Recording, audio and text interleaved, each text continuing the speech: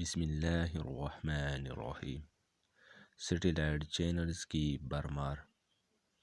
آج کم از کم 13,000 satellite channels فضا سے نشریات دے رہے ہیں، جو فتنوں اور بلاؤں کے انتشار کا ذریعہ بنے ہوئے ہیں۔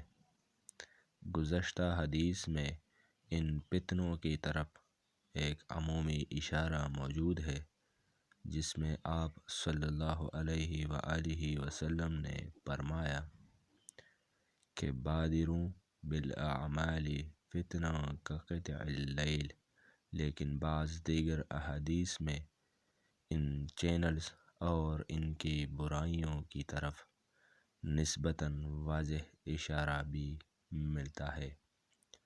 امام ابن ابی شیبہ نے اپنی مصنف میں صحیح سند کے ساتھ حضرت حذیفہ بن یمان رضی اللہ تعالی عنہ سے روایت ذکر کی ہے کہ انہوں نے فرمایا، ترجمہ: مجھے خدشہ ہے کہ تم پر آسمان سے شر نازل ہوگا جو پیاپی تک پہنچ جائے گا۔